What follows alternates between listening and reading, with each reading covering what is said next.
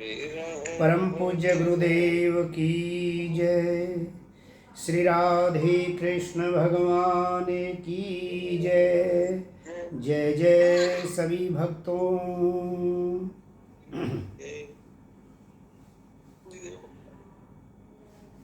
सहज भक्ति कार्यक्रम में अध्याय 2 के 45वें श्लोक तक श्री भगवान जी के उपदेश से जानने और सीखने का प्रयास किया। भगवान ने 45वें श्लोक में अर्जुन को आत्मवान होने तथा सकाम कर्मों के फल में ममता, आसक्ति और कामना इत्यादि का त्याग करने के लिए भगवान ने आदेश किया।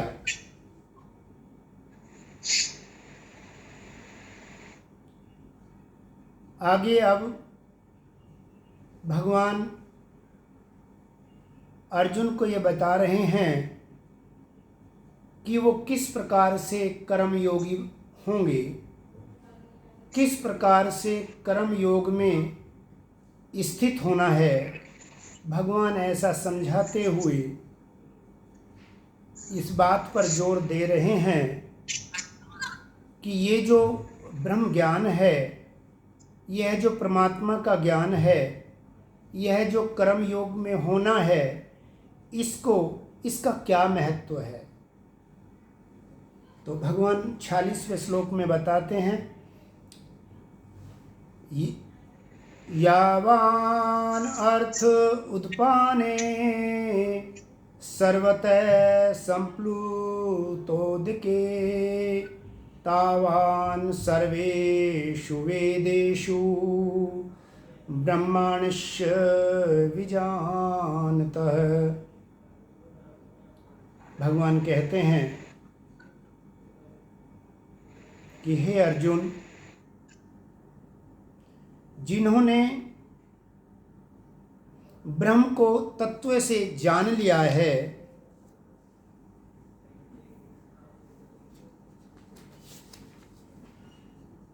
वे वेद में बताए हुए सकाम कर्मों के प्रति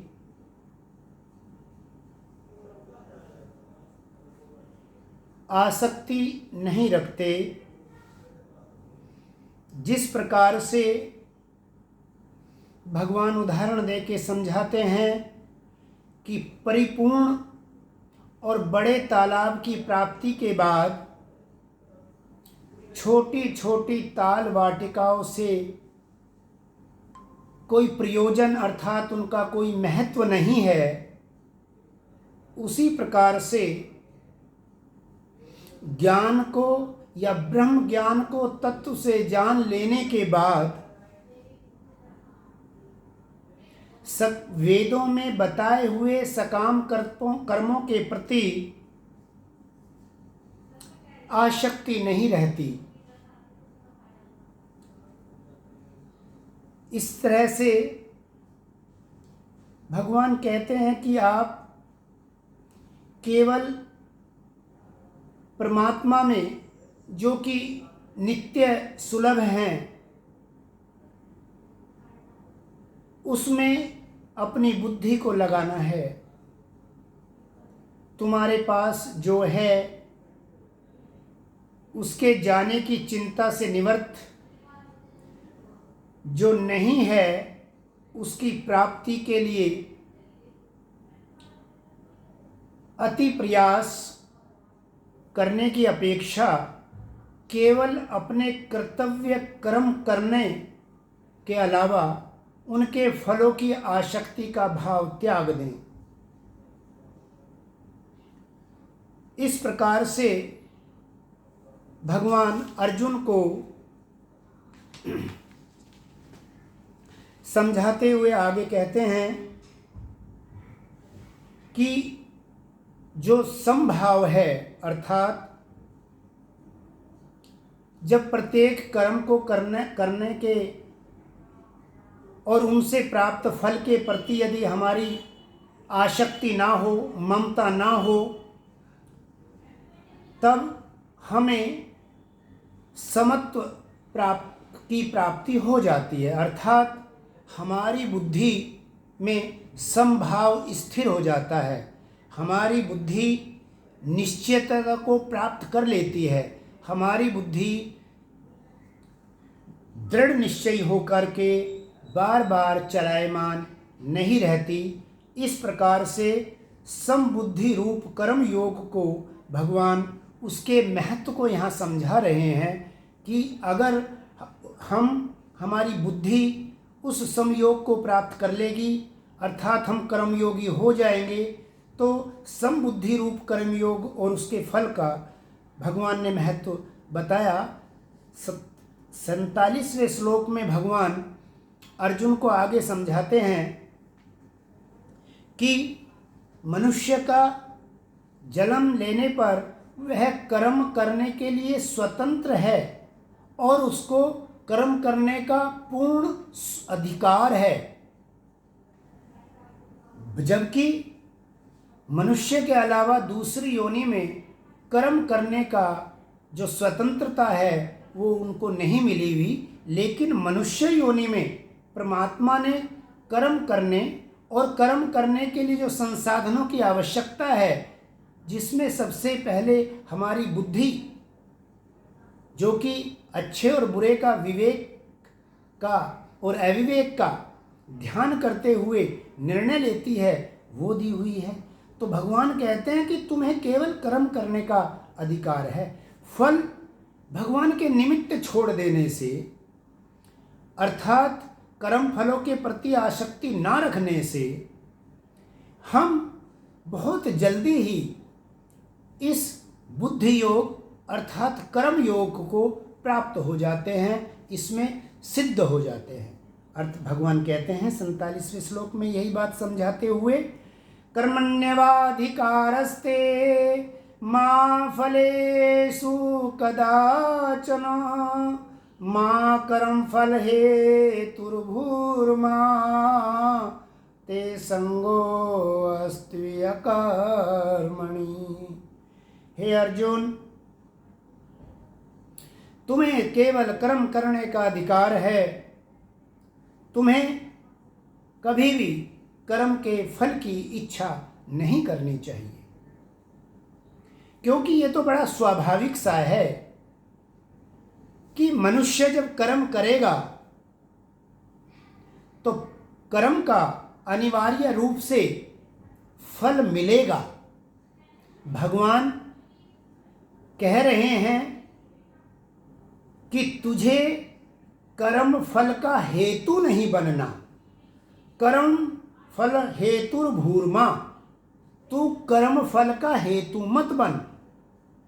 अर्थात कर्म फल का हेतु का अर्थ है कि मन चित्त बुद्धि और इंद्रियों से संपूर्ण इंद्रियों को अपने बस में करके कर्म के फल के प्रति जो आसक्ति होती है वो आसक्ति ना कर। कर्म फल प्राप्त हुआ, स्वीकार किया, हमारा कर्म सिद्ध नहीं हुआ, असफलता प्राप्त हुई, स्वीकार किया। क्योंकि हम ईश्वर के निमित्त कार्य जब करते हैं तो ये समभाव को दृढ़ करने के लिए हमें निरंतर प्रयास करते रहना होता है। यही भगवान अर्जुन को भी समझा रहे हैं कि तुम्हारा कर्म करने का अधिकार है, तुम्हें यह अधिकार मिला है। अगर हम अपने अधिकार का दुरुपयोग करते हैं तो इसके लिए हम प्रकृति के द्वारा दंड के भागी होते हैं। क्यों? जिस प्रकार से किसी अधिकारी को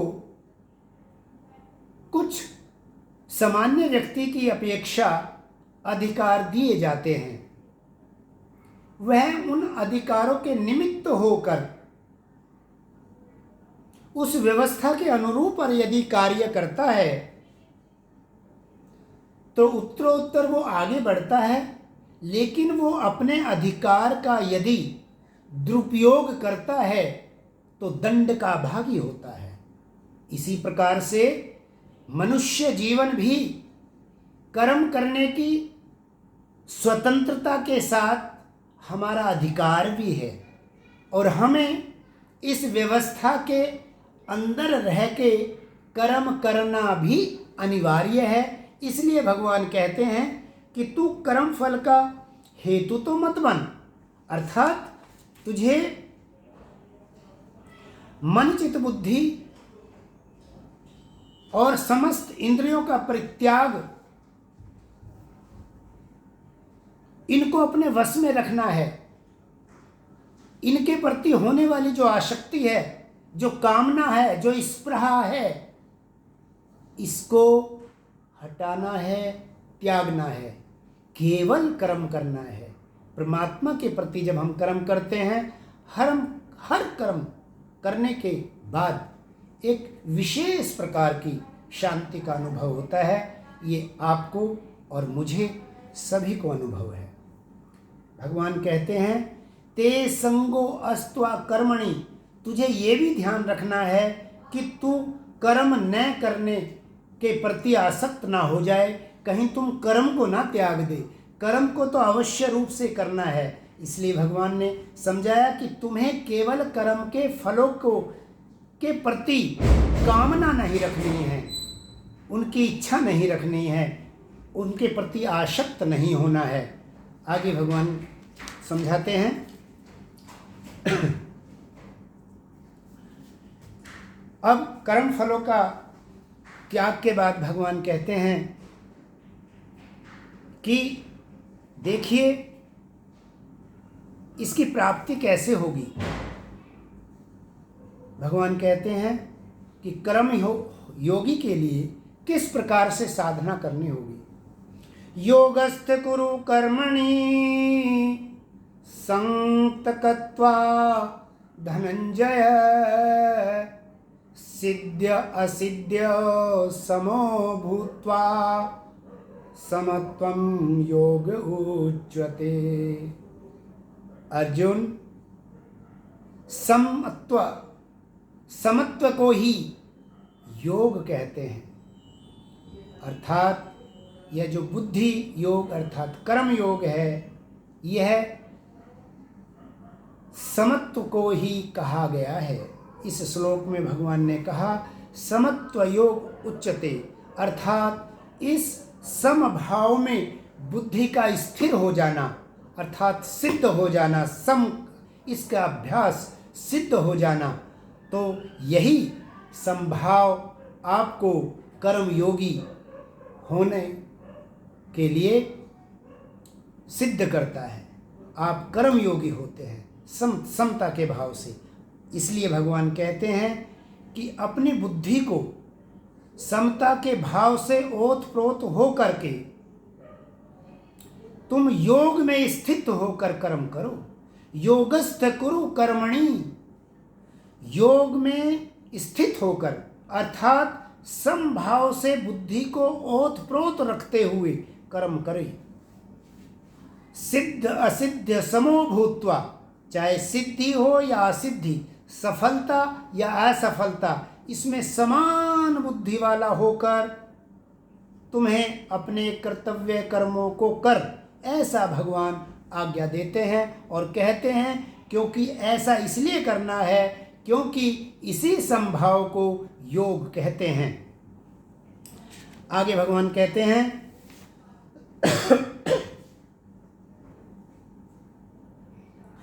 देखिए भगवान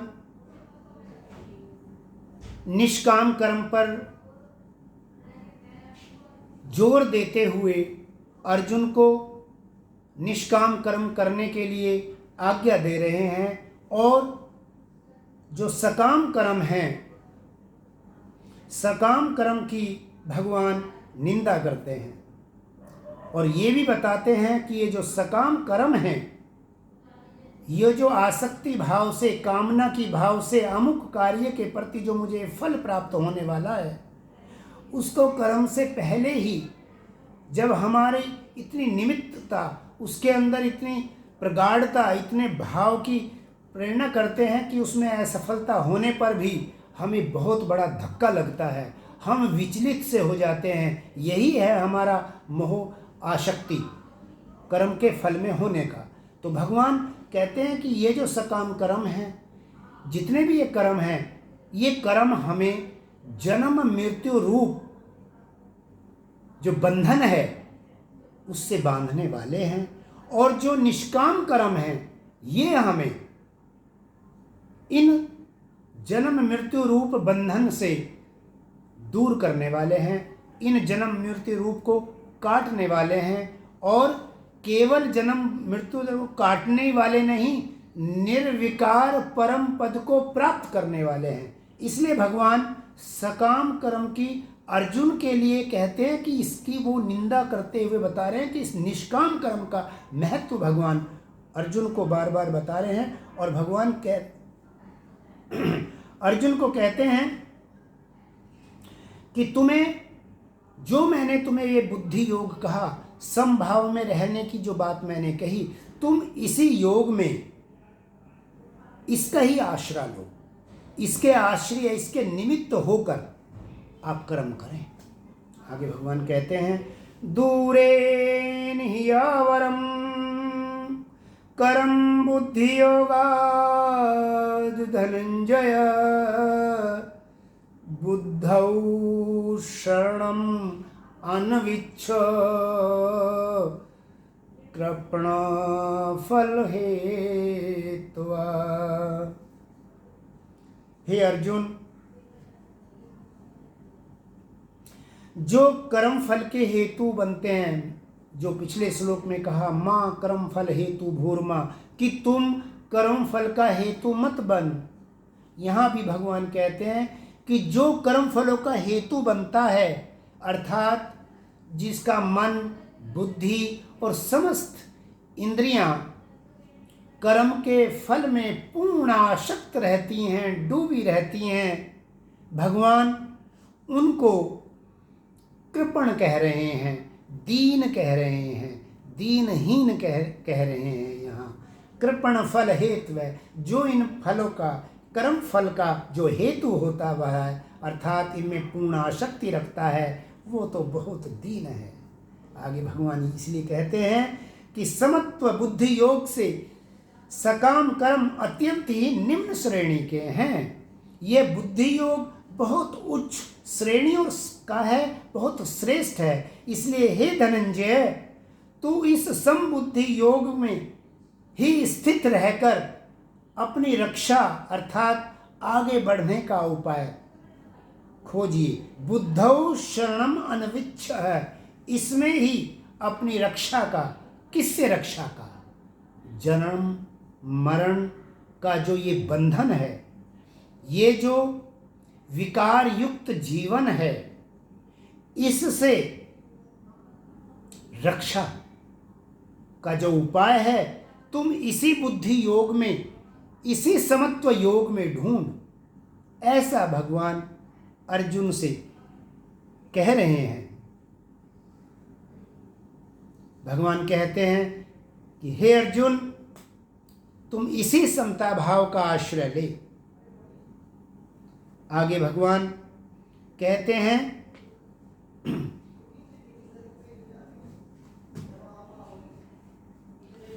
जिन महापुरुषों ने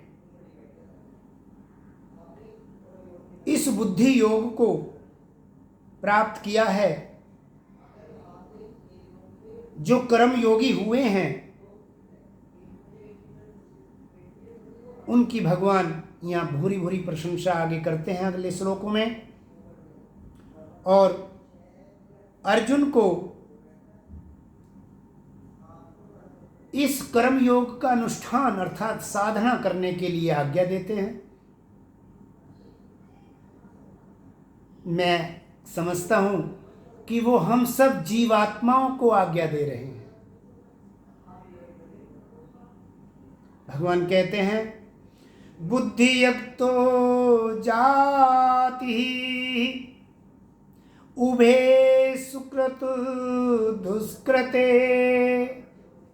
तस्मात् योगाय युजस्व योगः करम सुकोशलम। भगवान अर्जुन को समझा रहे हैं कि जो बुद्धि युक्त जहाति ही, जो इस सम बुद्धि से युक्त हैं अर्जुन, वे इस संसार में जाति ही त्याग कर देते हैं। किसका? उभय सुकृत दुष्कृते, अच्छे और बुरे कर्मों का त्याग कर देते हैं। अर्थात पाप पुण्य अच्छा बुरा जो कुछ भी संसार में है उसका वे त्याग कर देते हैं। कौन? जिनकी बुद्धि इस समभाव से युक्त हो गई है, जिनकी बुद्धि इस समभाव से ओत प्रोत हो गई है, वो इस संसार के समस्त द्वंद्वों से उपराम हो जाते हैं। इसलिए तस्मात् योगाय युजस्व, इसलिए हे अर्जुन तुम इस सम योग में, इस समता के योग में हे अर्जुन तुम स्थिर हो जाओ, क्योंकि योग है कर्मसु कौशलम, कि इस योग में ही कर्मों में कुशलता है। अर्थात ये सब कर्म बंधन इस योग से कट जाते हैं, ऐसा भगवान कह रहे हैं। आगे भगवान समझाते हुए कह रहे हैं, कर्मजं बुद्धियुक्ता ही फलम तकत्वा मनीषिणी जन्म बंधन विनिर्मुक्ता पदम गच्छन्ते अनामय। भगवान कह रहे हैं कि जो इस समबुद्धि से युक्त हैं अर्जुन, ऐसे मनीषिणी, ऐसे ज्ञानी जन, ऐसे विद्वजन, कर्म से उत्पन्न होने वाले फलों का त्याग करके इस जन्म रूप बंधन से मुक्त हो जाते हैं।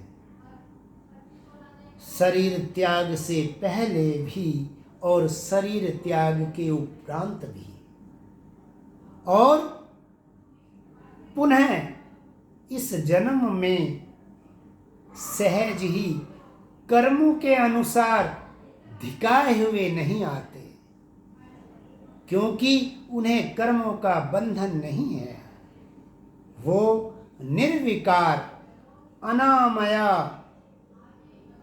निर्विकार जीवन को, निर्विकार परम पद को प्राप्त कर लेते हैं। और यहाँ के इस प्रकार से ये उन ज्ञानी जन की भगवान बता रहे हैं कि जिनकी बुद्धि इस समत्व के योग में स्थिर हो गई है, जो सिद्ध हो गए हैं, ऐसे कर्म योगियों के बारे में भगवान बता रहे हैं कि इस बंधन से, इस जन्म मृत्यु बंधन को काटकर वे पवित्र निर्विकार परम पद को प्राप्त हो जाते हैं।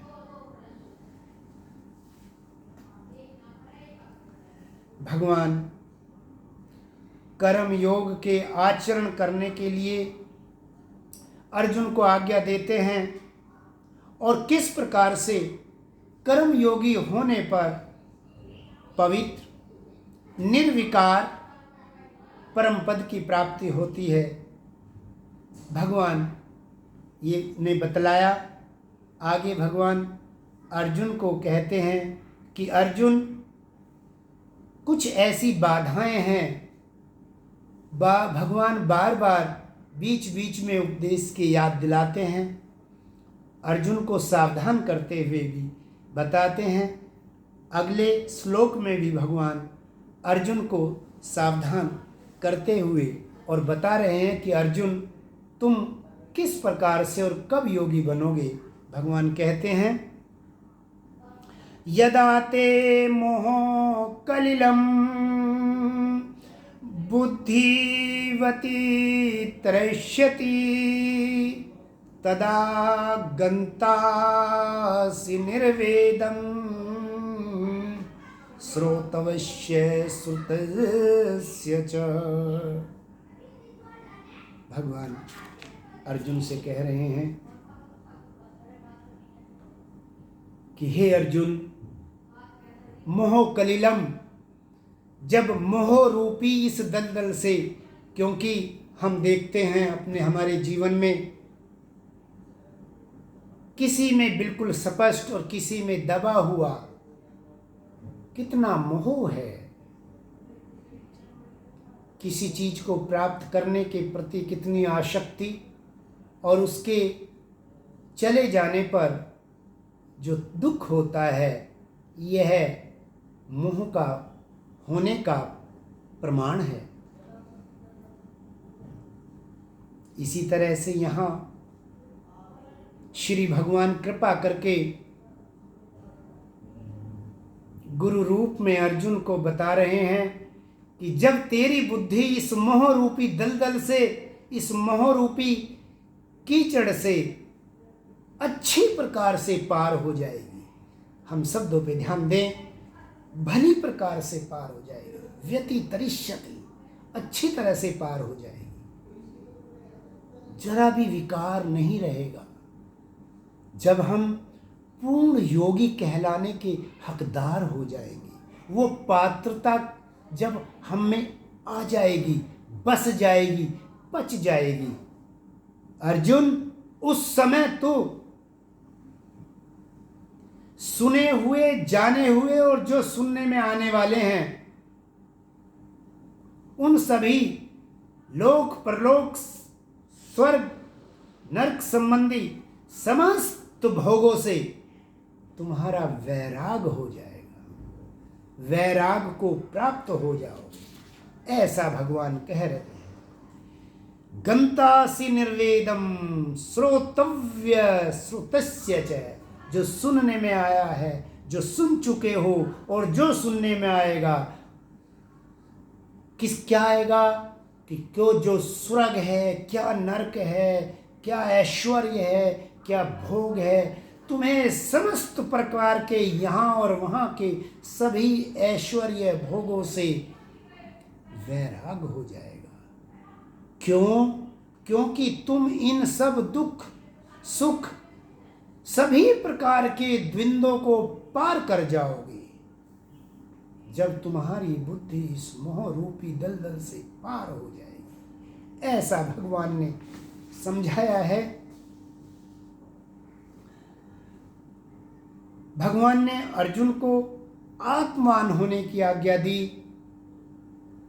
आत्मान उसी व्यक्ति को कहते हैं जो अपने मन और शरीर से समस्त इंद्रियों को भली भांति वश में कर लेते हैं, और वश में करके कर्म फल का त्याग करते हुए, कर्म फल का त्याग मीन्स जो कर्म करने से जो हमें फल प्राप्त हो रहा है उसको नहीं हटाते, बल्कि वो जो कर्म फल हुआ है उसमें हमारी आसक्ति नहीं, उसमें हमारी ममता नहीं, उसमें हम मोह से नहीं जुड़ते।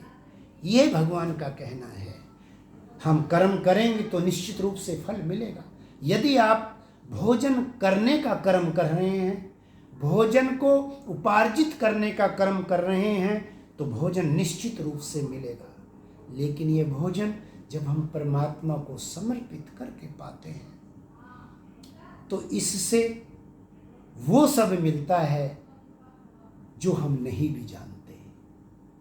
उसका जो दूसरा पक्ष है भोजन का, जो हमारी आत्मा को तृप्त करता है। ये भोजन तो शरीर को तृप्त करता है, लेकिन इसमें जो भाव निमित्त हैं वो भाव हमें तृप्त करता है, हमें कर्मयोगी होने के पथ पर आगे बढ़ाता है। तो फल तो प्राप्त होगा, लेकिन उसमें आसक्ति नहीं। कहीं ऐसा मौका मिले कि हमने प्रयास किया और भोजन प्राप्त ना हुआ तो हम अपने होश व हवास खो दें, हम अति दुख में निमित्त हो जाएं, शोर मचाएं, रोना धोना शुरू कर दें। नहीं नहीं, सहज भाव से स्वीकार करने की बात भगवान कहते हैं, क्योंकि जब आसक्ति नहीं होगी तो हम सहज बने रहेंगे। आज के लिए इतना ही, लेकिन आज के श्री भगवान के दिए उपदेश से जीवन में धारणा के लिए जो मुख्य सार हैं, हम उन पे ध्यान एक बार देंगे। भगवान ने आज हमें बताया कि कर्तव्य कर्म को निष्ठापूर्वक करते हुए कर्म फल में ममता, आसक्ति और कामना का त्याग करना है। नंबर 2, हमें अपने कर्तव्य कर्मों का त्याग नहीं करना, कर्म अवश्य करने हैं। नंबर 3, समभाव युक्त बुद्धि से कर्म करके कर्म योगी बनना है तथा जन्म मृत्यु रूप बंधन से मुक्त होकर पवित्र निर्विकार जीवन जीते हुए परम पद की प्राप्ति के अपने लक्ष्य पर सदैव ध्यान रखना है।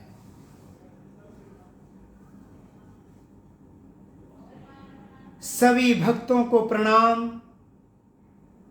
प्यारे परमात्मा को कोटि कोटि नमन। ओम